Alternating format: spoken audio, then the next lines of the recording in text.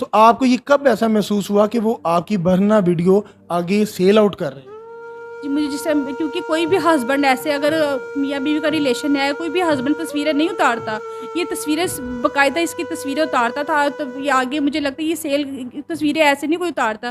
फिर मेरी शक्ल समेत मेरी कहता था कि शक्ल भी साथ नज़र आए, तो ये मुझे साफ शक हो रहा था कि ये आदमी मुझे बेच रहा है आगे, कहीं न कहीं वहाँ पे बेच रहा है, ये मुझे इस्तेमाल कर रहा है तो यार। अभी आपको लेकिन वो वो मुझे आपका बताता था ये शादी यानी भी जब मैं स्टार्टिंग की थी तो मुझे बताता था कि मैं हुस्न परस्त हूँ, जिस औरत को देखता हूँ फ़िदा हो जाता हूँ। और ये नहीं कि शादी कवारा था तो मेरी रोज़ एक औरत बदलता था, मैं ये नहीं कि रोज़ एक और ये ज़नाख़ोर अस्सलाम वालेकुम आदमी है। नाज़रीन, मैं हूं आपका मेज़बान मोहम्मद अब्दुल्ला। आप देख रहे हैं एबी सोशल दुनिया। नाज़रीन, इस टाइम हमारे साथ एक बहन मौजूद हैं जिनके साथ जुल्म और सितम की दास्तान रकम हुई है। हवा की बेटी कब तक इस मुआशरे में उसको उसका मकाम नहीं मिलेगा। बहन के साथ जुल्म और सितम ये होता रहा है कि इनकी 3 शादियाँ हुई हैं। तीसरी शादी इनके घर वालों ने ज़बरदस्ती 70 साला बाबे के साथ कर दी। उन्होंने इनकी ज़रूरियाती ज़िंदगी को पूरा करने के लिए इनको ब्लैकमेल किया। ब्लैकमेल इस हद तक किया कि इनकी बरहना वीडियो तक रिकॉर्ड की और रिकॉर्ड करके स्पेन में वो सेल करते रहे। मेरी बहन के साथ जो जुल्म हुआ है इनकी ज़ुबानी हम सुनते हैं। अस्सलाम वालेकुम। वालेकुम सलाम। अच्छा मेरी बहन, आप शुरू से बताएं कि आपकी ज़िंदगी का आगाज़ कैसे हुआ और ये जुल्म आपके साथ कब से हो रहे हैं? 18 साल की उम्र में मेरी जब शादी हुई है, यानी कि ये 3 साल मैं उनके साथ रही हूँ। लेकिन मुझे नहीं पता था कि ये आदमी क्या है, ये किस तरह से ये नामर्द है। तो उससे ये यानी कि फिर उस मेरे ये डॉक्टरी रिपोर्ट की वजह से यानी कि वो फिर पता चला कि ये आदमी ना औलाद के काबिल नहीं है। तब जाके फिर मैंने उसे यानी कि मेरी मम्मी को बताया, फिर अम्मी ने फिर हमने हुला ली, अदालत जाके हुला ली। फिर अम्मी ने मेरी दूसरी शादी की। तो दूसरी शादी में से ये हस्बैंड अच्छे थे, यानी कि नेक थे, शरीफ थे। लेकिन वहाँ की औरतें जो थी वो खतरनाक थी और उन्होंने मुझे यानी कि वहाँ बसने नहीं दिया। लड़ाकियाँ थी बहुत ज़्यादा, उन्होंने मुझे वहाँ बसने नहीं दिया। वहाँ वहाँ से भी यानी कि लड़ाई झगड़े यानी कि मेरा ये बेबी उसी में से है, दूसरे बेटे यानी कि दूसरे यानी शौहर में से है। वहाँ भी उन्होंने औरतों ने बसने नहीं दिए, वहाँ से भी यानी कि हमने खुला ले ली।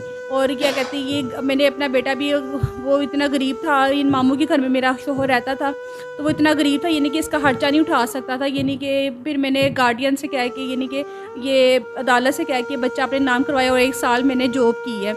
आइसक्रीम बख्श में मैंने अच्छा, जॉब की। ये जो आपका बेटा बैठा हुआ है ये आपका दूसरे शौहर में से है। दूसरे शौहर से आपने डिवोर्स खुद ली थी या आपको उन्होंने डिवोर्स दी थी? नहीं, उन्होंने वो तो मुझे बसाना चाहते थे, वो तो मुझे तलाक भी नहीं देना चाहते थे। वो क्योंकि वो वहाँ पे खुद भी एक नौकर की तरह ही थे। वहाँ की हालाएँ जो थी, कज़नें थी, जिस तरह वो चलाती थी वो वैसे ही चलते थे। क्योंकि वो वहाँ पे उनके ना कोई घर था, वो मामू का घर था जहाँ वो रहते थे। आपकी जब आपने दूसरे शौहर के मामलात अपने घर में बताए तो उन्होंने आपको क्या सपोर्ट किया कि आपने बताया कि मेरे ससुरालिए नंदें आपके साथ अच्छा सलूक नहीं कर रही, तो आपके घर वालों ने आपको क्या सपोर्ट किया उस टाइम? जी, मेरी अम्मी मेरा साथ देती आई हैं। मेरी अम्मी ने हमेशा मेरा साथ दिया। उन्होंने फिर ये नहीं कि मेरी जो नंद थी वो दुबई में रहती थी और मेरी यानी कि फैमिली जो थी ना मेरे हस्बैंड की, वो बहुत नेक शरीफ यानी कि बेवा थी, यानी कि मेरी जो सास थी, तो वो बहुत नेक शरीफ नमाज़ी परहेज़गार हैं। लेकिन जो हालाएँ थी ना, वो उन्होंने मेरा यानी कि वहाँ पे उनका डेरा लगा रहता था, यानी कि कज़न का भी, वो उन्होंने मुझे यानी कि लड़ झगड़ के उन्होंने मुझे वहाँ बर्दाश्त नहीं किया, उन्होंने मुझे यहाँ फेंक के चली जाती थी। फिर मेरी अम्मी ने आके, मैं 3 दफ़ा तलाक यानी कि अम्मी ने 3 दफ़ा यानी कि खुला का किया, लेकिन मैं 3 दफ़ा बंद करवा के गई हूँ कि मैंने घर बसाना है अपने, लेकिन उन औरतों ने मुझे वहाँ बसने नहीं दिया। फिर मैंने आखिर खुला ले ली और खुला जब लिए तो क्या कहते हैं, ये मेरा बेटा 2 साल का था जब मैं वहाँ से आ गई थी यहाँ पे। तो यानी कि फिर यानी कि मेरी अम्मी ने मुझे सँभाला। फिर मैंने जॉब स्टार्ट की। मैंने कहा था मैंने अम्मी अब शादी नहीं करनी, मैंने इसी बच्चे को पालना है और मैंने यानी कि इसी को पाल के बड़ा करना है, यही मेरा सहारा बनेगा, मैंने अब शादी नहीं करनी। 1 साल मैंने जॉब किया, आइसक्रीम बख्श में जॉब किया मैंने। वहाँ फिर मैंने इसको खुद ही पाला, यानी कि खुद ही इसका सब स्कूल का खर्चा, और मेरे भाई ने तब भी मेरा साथ नहीं दिया।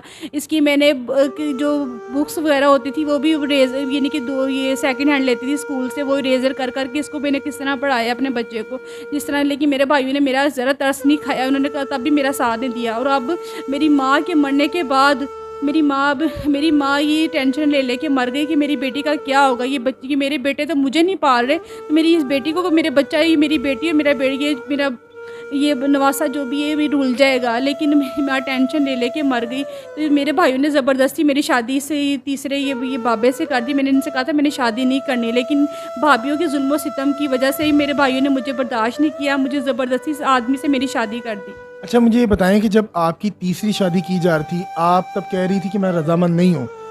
ये 70 साल बाबे से जो आपकी शादी हुई है, तब आप रजामंद नहीं थी। तो आपकी ये तीसरी शादी आपकी वालदा के गुजरने के बाद हुई है? ये तीसरी शादी यानी कि ये दम्मे के 2 दिन मरने में थे, यानी कि 2 दिन रह गए थे। मेरी खाला आई थी, रज़वी आंटी मेरी आई थी, वो मेरी रिश्ता लेके किसी और के लिए रिश्ता लेके आई थी। लेकिन मुझे पता था मेरी माँ मर रही है, और जिस तरह मेरे भाई ने मुझे ये मेरी माँ को रोल के मार दिया, ये तो हमें भी मार देंगे दोनों माँ बेटे को। तो मैंने इस बाबे से, यानी कि मेरे रिश्तेदार ही है, मैंने इसलिए इसे हाँ की कि मुझे एक घर मिल जाएगा, वहाँ पे रहने के लिए छत मिल जाएगी, चलो मैं वहाँ पे रह लूँगी। लेकिन मेरी जब रिश्तेदारों को पता चला, मेरी बड़ी आंटी को पता चला, उन्होंने फिर उन्होंने रोका ये रिश्ते से कि बच्ची छोटी है और वो 70 साल का बाबा है, इसका जोड़ नहीं बनता। लेकिन मैं किसी को क्या बताती कि मैंने क्यों हाँ की है। लेकिन फिर भी 2-3 दफ़ा ये शादी से इनकार किया कि ये शादी नहीं होगी, लेकिन वो बाबा मेरे पीछे पड़ा रहा कि इसकी शादी हो जाए किसी तरह। लेकिन ये ज़बरदस्ती शादी मेरे भाइयों ने की है। मैं तो इनकार कर चुकी थी फिर भी कि चलो मैं घर में रह लूँगी। जब आपकी शादी हुई है, तो ये जो स्पेन में आपके हस्बैंड है, तब ये पाकिस्तान में थे? ये पाकिस्तान में यहीं पे निकाह हुआ, यहीं पे यानी कि आ गया था, ये वहाँ स्पेन से आ गया था निकाह के लिए। कितनी देर ये यहाँ रहे हैं? ये सिर्फ 1 माह यहाँ पे रहा है। तब आपके ताल्लुकात कैसे?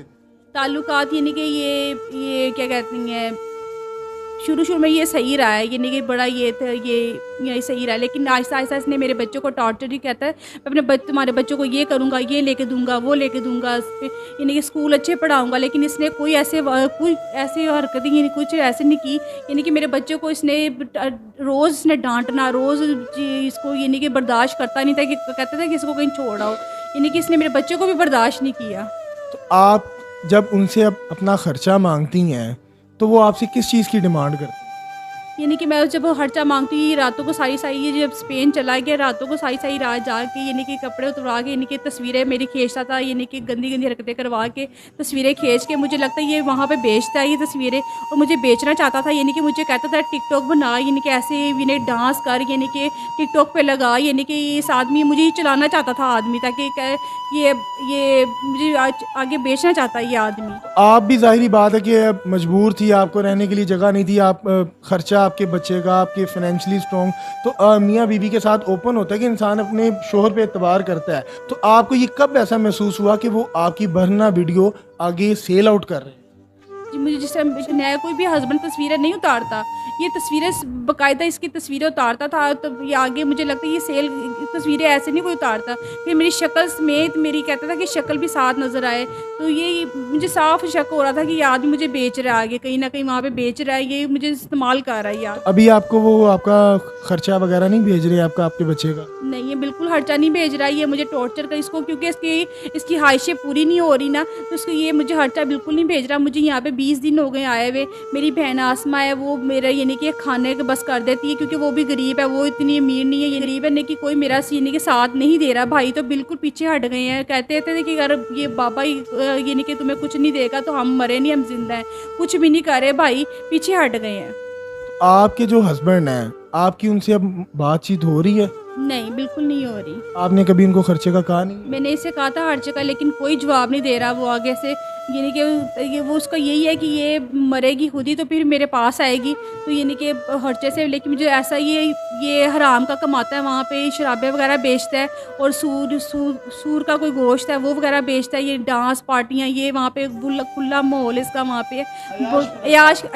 अयाश किस्म का आदमी है, यानी कि रोज़ मुझे बताता था कि शादी यानी भी जब मैं स्टार्टिंग की थी तो मुझे बताता था कि मैं हुस्न परस्त हूँ, जिस औरत को देखता हूँ फ़िदा हो जाता हूँ, और यानी कि शादी कवारा था तो मेरी रोज़ एक औरत बदलता था, मैं यानी कि रोज़ एक, और ये ज़नाखोर आदमी है, रोज़ एक औरत बदलता था। यानी कि पहली शादी इसने की, वो नहीं इसने बताया कि पहली शादी मेरी इसकी तीसरी शादी है, इसने बताया कि मेरी यानी कि पहली शादी उसमें तलाक हुई, उसमें में से मेरी बेटी है, और दूसरी शादी उसमें से 3 बेटे हैं, और तीसरी शादी इसने मुझसे की है। आपको ये पहले नहीं था मालूम? नहीं, मुझे नहीं पता था कि इसकी तीसरी शादी, इसने सारी अपनी हकीकत जो है ना गंदगी जो मुझे इसने शादी के बाद सारी बताई है, मुझे ये मेंटली टॉर्चर करता था ये कि मैं ऐसा हूँ, मैं ऐसा हूँ, मैं जब चाहूँ यहाँ पाकिस्तान में आके याशियाँ कर सकता हूँ, बाहर जाके याशियाँ कर सकता हूँ, मेरे लिए कोई कमी नहीं है इन चीज़ों की।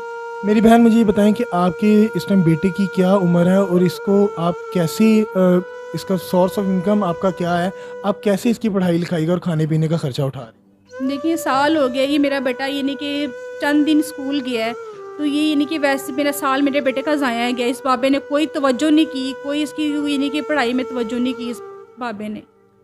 आप इसके लिए ज़िंदगी में क्या करना चाहते हैं? मैं चाहती हूँ मेरा बेटा हाफ़िज़ कुरान बनने में जो ख्वाहिश थी, मेरा बेटा हाफ़िज़ कुरान ने एक शरीफ इंसान बने, लेकिन जिस तरह वो रुल रहा है, इस गंदगी में रह रहा है, ये मैं ही जानती। जी मैं अभी 6 माह की हामिला हूँ, यानी कि ये बाबा इस अपने बच्चे की भी परवाह नहीं कर रहा है। मैं गवर्नमेंट अस्पतालों में जाती हूँ, वहाँ पे अपील करती हूँ, वहाँ पे रो रो के बताती हूँ कि मेरे पास एक अल्ट्रासाउंड के पैसे नहीं है, यानी कि ब्लड टेस्ट के पैसे नहीं है, यानी कि दवाइयाँ मेरी वैसे ही पड़ी हैं। मेरी बहन ने कल ला के दी हैं, 15 दिन हो गए उन्होंने मुझे दवाइयाँ लिख के दी हैं, 15 दिन से वो दवाइयाँ मेरी बहन ने कल ला के दी हैं मुझे दवाइयाँ, फल भी थोड़ा सा उसने ला के, दूध वगैरह ला के दिए। अच्छा जिम्मेदारी है। मुझे अब ये आप चीज़ बताएं कि आप क्या चाहती हैं क्या है? मैं इस बाबे ये याश बाबे के साथ बिल्कुल नहीं रहना चाहती, मुझे ये बिल्कुल पसंद नहीं है आदमी, कितना गंदा आदमी है ये। आप इनसे अलहदगी चाहती हैं, उसके बाद आप क्या करेंगे? आप अकेली ज़िंदगी सरवाइव कर लेंगी? जी मैं अकेली कर सकती हूँ, मैं अपने बेटे को पाल सकती हूँ, मैं अपने जॉब कर सकती हूँ, अपने बेटे को पाल सकती हूँ मैं।